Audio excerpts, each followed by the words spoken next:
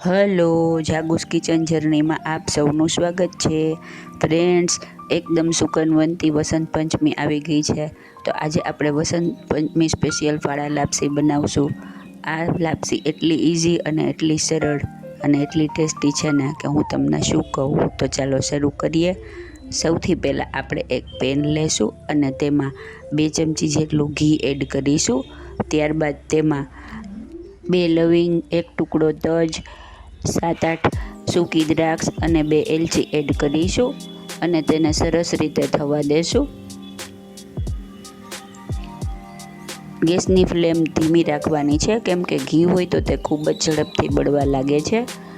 સરસ રીતે થઈ જાય ત્યાં સુધી આપણે તેને સાંતળીશું. આપણી દ્રાક્ષ એકદમ ફૂલી જશે. હવે આપણે તેમાં અડધો કપ ફાળા એડ કરીશું. આ મેં ઘઉંના રેડી ફાળા આવે તે લીધેલા છે અને તેને સરસ રીતે ધીમા ગેસે સોતે કરીશું. ફાળા એકદમ ફૂટી જાય ત્યાં સુધી આપણે તેને સોતે કરવાના છે.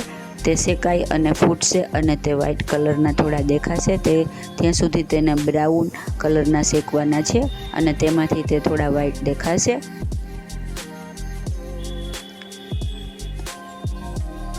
જો આપણા ફાળા સરસ શેકાઈ ગયા છે અને તે બ્રાઉન કલરના દેખાવા લાગ્યા છે. હવે આપણે તેમાં જેટલું આપણે ફાળા લીધા હોય તેનાથી 3 ગણું એટલે કે 1.5 કપ પાણી લેશું. આપણે અત્યારે અડધો કપ ફાળા લીધા છે એટલે 1.5 કપ પાણી લેશું. ત્યારબાદ તેને સરસ રીતે ચલાવી અને ઢાંકણ ઢાંકી મીડિયમ ગેસે ચડવા દેશું. વધુ પાણી એબ્ઝોર્બ થઈ જાય ત્યાં સુધી તેને ધીમા ગેસે ચડવા દેવાનું છે. આપણા ફાળા એકદમ ફૂલાઈ અને સરસ રેડી થઈ જશે. ફ્રેન્ડ્સ, જો તમે મારી ચેનલ પર નવા હો તો મારી ચેનલને સબસ્ક્રાઈબ જરૂરથી કરજો અને બાજુમાં રહેલ ઘંટડી દબાવી દેજો, જેથી મારી નવી રેસીપીનું નોટિફિકેશન સૌથી પહેલાં તમને મળે. જો આપણા ફાળા એકદમ ફૂલાઈ અને રેડી થઈ ગયા છે.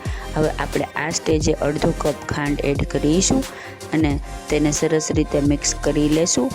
ફ્રેન્ડ્સ, તમે ખાંડની જગ્યાએ ગોળ પણ એડ કરી શકો. તો ગોળનું પાણી કરીને નાખવાનું છે. ગોળ અડધો કપ સમારી તેમાં થોડું પાણી એડ કરી અને તેને ગરમ કરી મેલ્ટ કરી અને પછી નાખવાનું છે.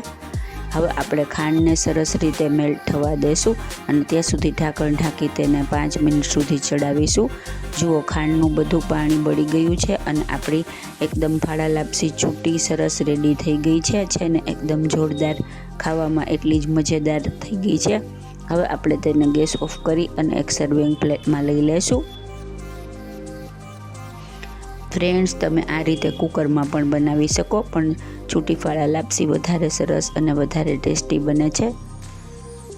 જો આપણી ફાળા લાપસી રેડી થઈ ગઈ છે. હવે આપણે તેને બદામની કતરણથી ગાર્નિશ કરીશું અને ત્યારબાદ ઉપર કાજુના ફાળા એડ કરી દઈશું, જેનાથી તેનો લુક ખૂબ જ સરસ આવશે.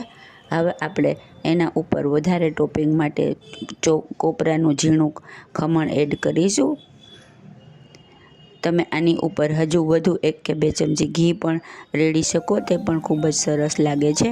પણ અંદર આપણે સફિશિયન્ટ ઘી જ એડ કરેલું છે. ફ્રેન્ડ્સ, છે ને એકદમ જોરદાર, ખાવામાં એટલી જ મજેદાર અને એટલી જ સુપર્બ બની છે. તો આ વસંત પંચમીએ તમે પણ ચોક્કસથી બનાવજો. ફ્રેન્ડ્સ, જો તમને મારી રેસીપી પસંદ આવી હોય તો મારી ચેનલને લાઇક, શેર અને સબસ્ક્રાઈબ જરૂરથી કરજો. ધન્યવાદ.